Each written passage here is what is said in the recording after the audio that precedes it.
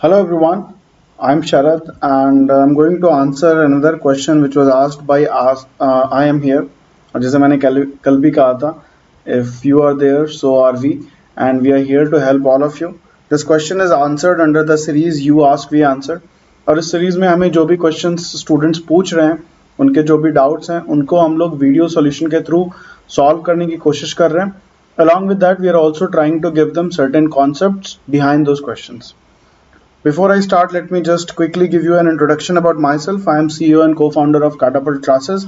I'm a pass out of IFT Delhi and I'm 6 times 99 plus percentiler.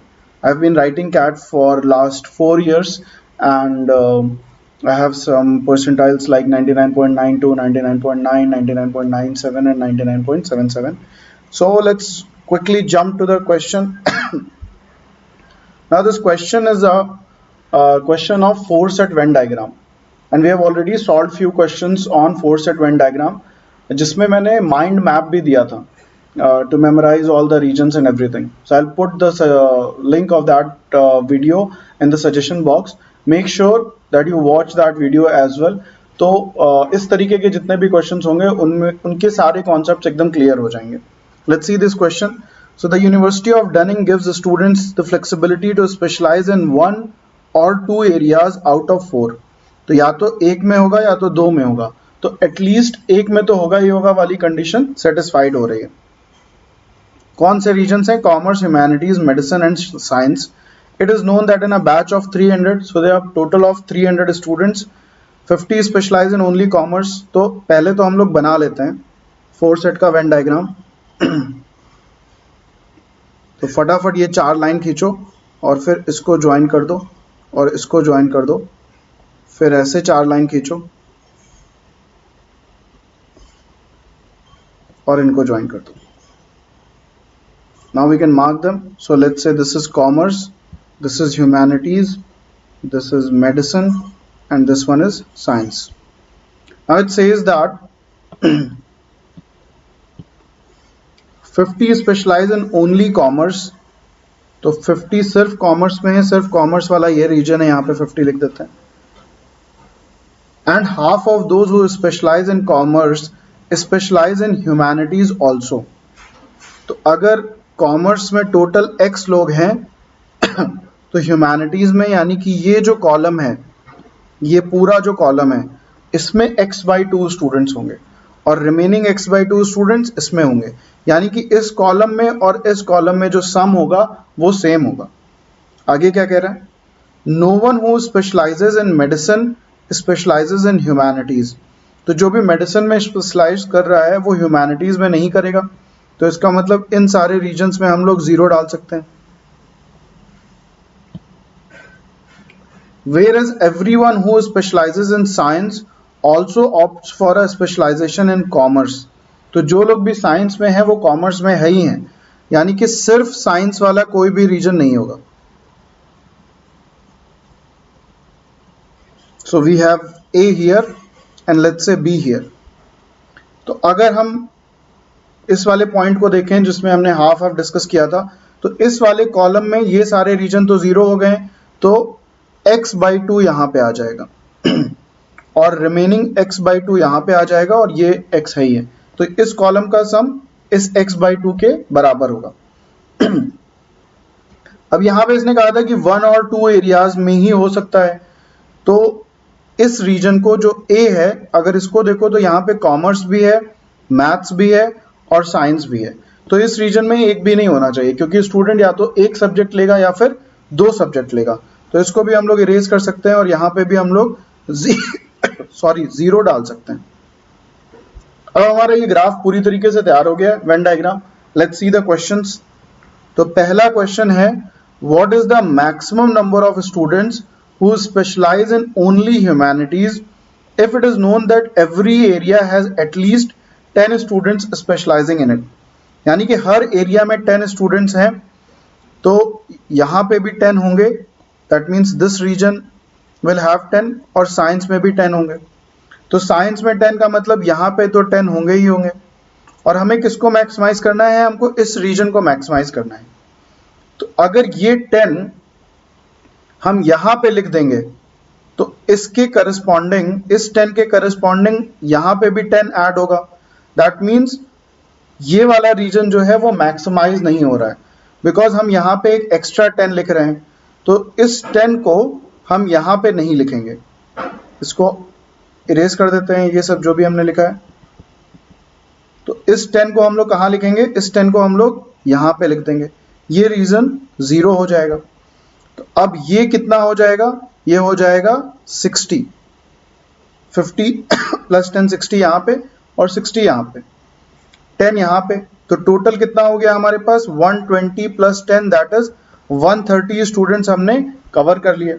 Total batch में कितने थे 300, सो 300 से इसको सब्ट्रैक्ट कर दो, क्या मिलेगा 170, and that is the maximum number of students that can come here. So your answer to the first question is option number C, 170. इसको एक बार अंडू कर देते हैं so that हमारा डायग्राम जो है वो वैसा ही रहे।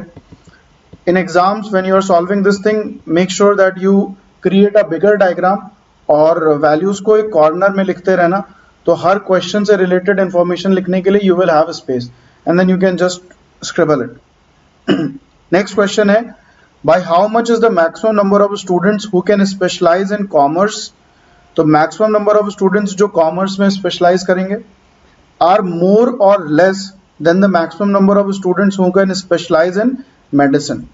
अब एक चीज जो ध्यान रखने वाली है कि क्वेश्चन नंबर 1 की इंफॉर्मेशन जो है वो क्वेश्चन नंबर 2 में नहीं लेके आएंगे, that is only for question number 1। अब क्वेश्चन 2 को देखते हैं, तो पहले तो हम निकाल लेते हैं कि मैक्सिमम कितने लोग कॉमर्स में आएंगे। तो अगर हमें कॉमर्स को मैक्सिमाइज करना है तो इनको दोनों को हम 0 कर सकते हैं बिना किसी प्रॉब्लम के, और कॉमर्स में हम पूरे के पूरे 300 स्टूडेंट्स को दे देते हैं। So maximum students in commerce will be 300। अब दूसरी चीज वो बोल रहा है कि मेडिसिन को मैक्सिमाइज करना है। मेडिसिन को मैक्सिमाइज करने के लिए हम इस रीजन को तो 0 कर सकते हैं, इनको 0 कर सकते हैं, लेकिन इसको 0 नहीं कर सकते हैं, बिकॉज ये जो 50 है ये गिवन बाय द क्वेश्चन है, ये फिक्स्ड इंफॉर्मेशन है। तो x/2 की मिनिमम वैल्यू तो 50 होनी ही होनी है, that means commerce will have at least 100। तो बाकी कितने स्टूडेंट्स बचे हमारे पास, सो आउट ऑफ 300 स्टूडेंट्स 100 लोग कॉमर्स में चले जाएंगे, तो 200 लोग बचेंगे, तो ये 200 लोग मेडिसिन में आ जाएंगे। तो कॉमर्स मेडिसिन से ज्यादा है, और कितना ज्यादा है 100 ज्यादा है। So my answer is commerce is more than medicine, and how much more 100 more. So your answer is option number C. Let's move to next question. The ratio of the number of students who opted for both commerce and science or both commerce and medicine, यानी कि ये तो 0 हो गया था, अगर हम यहाँ पे A लिख दें तो हमें क्या निकालना है, A plus B upon number of students who opted for both commerce and humanities, यानी कि इस रीजन की बात हो रही है। तो ये A प्लस B है, तो ये रीजन क्या होगा, ये रीजन होगा A प्लस बी प्लस 50। तो हमें क्या निकालना है, हमें A प्लस बी प्लस 50, ये रेशियो निकालना है। Now let's assume that A plus B is equal to let's say capital A ले लेते हैं। So capital A upon A plus 50 का हमें रेशियो निकालना है। क्या क्या ऑप्शन दिए हुए हैं, पहला ऑप्शन है 1, दोनों इक्वल नहीं हो सकते हैं। हमें ये देखने से पता चल रहा है कि जो डिनोमिनेटर होगा वो न्यूमरेटर से बड़ा होगा। So straight away we can reject option number A and option number D। अब ऑप्शन नंबर B और C को चेक करना है, तो B को अगर हम चेक करें इक्वल्स टू 5/6 लिख दें तो इसको सॉल्व करो तो ये हो जाएगा 6A equals to 5A plus 250, that is A equals to 250। तो अगर A की वैल्यू 250 है तो A प्लस 50 की वैल्यू 300 हो जाएगी। टोटल ही हमारे पास 300 स्टूडेंट्स थे, तो ये रेशियो तो बन रहा है बट क्वेश्चन की कंडीशन को सेटिस्फाई नहीं कर रहा है। So this is not our answer, तो इसको भी रिजेक्ट कर देते हैं। ऑप्शन अब हमारे पास सिर्फ 7/16 बच रहा है, बट एक बार इसको हम चेक कर लेते हैं। तो अगर यहाँ पे हम 7/16 रखें तो हमें मिलेगा 16A equals to 7A plus 350, that will give us 9a equals to 350 और a equals to 350 by 9। But जो ये a था ये तो a प्लस b के बराबर था और a और b नंबर ऑफ स्टूडेंट्स थे, तो नंबर ऑफ स्टूडेंट्स फ्रैक्शन में नहीं हो सकते हैं, that is not possible, right. So this option is also not valid. तो ये जो क्वेश्चन है ये क्वेश्चन ही गलत है, इसके ऑप्शंस गलत हैं। ये क्वेश्चन में जो भी ऑप्शंस दिए हुए हैं वो आंसर नहीं हो सकते हैं। तो आंसर हमें कौन सी वैल्यू चाहिए? हमें ऐसी वैल्यू चाहिए जिससे a हमारे पास एक नेचुरल नंबर आए और दूसरा a plus 50 plus a plus 50 should be less than equal to 300। ये 300 से ज्यादा नहीं होना चाहिए, यानी कि 2a plus 100 should be less than equal to 300, यानी कि a should be less than equal to 100। ये दोनों कंडीशंस जो भी सेटिस्फाई करेगा वो मेरा आंसर होगा। 5/6 क्यों नहीं हो रहा था? बिकॉज 5/6 में a की वैल्यू 100 से ज्यादा आ रही थी, आई थिंक 250 आ रही थी। सो आई थिंक ये क्वेश्चन क्लियर हो गया होगा। Question number 4, the number of students specialising in exactly one area among commerce, humanities, science और medicine is। Number of students exactly one area में जो कर रहे हैं वो क्या होंगे? ऑप्शन है 300, एटलीस्ट, 75, एटलीस्ट। तो हमें एटलीस्ट बताना है। तो अगर हम यहाँ पे देखें तो ये 50 हमें गिवन है, सो ये तो होगा ही होगा। बाकी ये x और y, now this x and y can be 0 as well and can take different values as well. तो एटलीस्ट 50 हमारा आंसर हो जाएगा। 300 तो नहीं ही हो सकता है। क्यों नहीं हो सकता है? बिकॉज x/2 भी कुछ वैल्यू लेगा और x/2 एटलीस्ट 50 तो लेगा ही लेगा। तो अगर ऑप्शन में एटमोस्ट भी पूछा गया होता या दिया होता तो एटमोस्ट कितना हो जाता? यहाँ पे 50 हो जाता, यहाँ पे 50 हो जाता, 100 कवर हो गया और x प्लस y में रिमेनिंग 200 हो जाता। तो एटमोस्ट वैल्यू जो हो जाती वो 250 के बराबर हो जाती। तो इस क्वेश्चन में अगर एक ऑप्शन और दिया होता एटमोस्ट वाला, तो आंसर अगर होता तो एटमोस्ट 250 होता। तो रेंज कहां से कहां तक है? 50 से लेके 250 तक है। ये सारे ऑप्शन गलत हैं। सो your answer is option number D. इसका ये भी क्वेश्चन आ सकता था तो मैंने समझा दिया। Now the last one, the maximum number of students who specialise in sciences. Science को हमको मैक्सिमाइज करना है, तो साइंस को मैक्सिमाइज करना है तो ये 50 है, इसको 50 दे देते हैं, इनको दोनों को 0 कर देते हैं, ये भी 0 है और ये भी 0 है। तो साइंस के लिए कितना बच रहा है?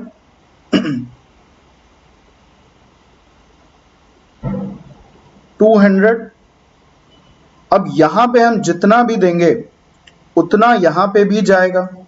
तो 200 300 माइनस 100 पहले कर देते हैं, तो हमारे पास क्या बचेगा?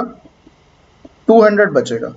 अब ये जो 200 है ये इक्वल डिस्ट्रीब्यूट होगा, आधा इधर आएगा और आधा इधर जाएगा, बिकॉज ये कंडीशन पहले से क्वेश्चन में दी थी कि इस कॉलम का सम इसके बराबर होगा। तो यहाँ पे अगर हम कुछ भी रखते हैं तो उतना हमें यहाँ पे भी रखना ही पड़ेगा। तो हम इस 200 को इक्वल डिस्ट्रीब्यूट कर देंगे, तो 100 यहाँ पे आ जाएगा और 100 यहाँ पे चला जाएगा, and that will satisfy all the conditions given in the question. तो maximum number of students who specialise in science can be 100। Now that completes this set. I hope you all must have enjoyed it. So please like, share and subscribe to our YouTube channel. And if you are liking it, if you appreciate our efforts, please share it with as many aspirants as possible. और सब लोग questions पूछो। Along with it, we are also running a daily quants quiz. 9:30 बजे होता है हमारे Telegram channel पे, तो उसको भी मिस मत करो और उसको रेगुलरली सॉल्व करो। टाइम बेस्ड क्विज होता है, 2 मिनट में क्वेश्चन सॉल्व करने होते हैं, and that is also going to be really helpful. That's it guys, enjoy your day.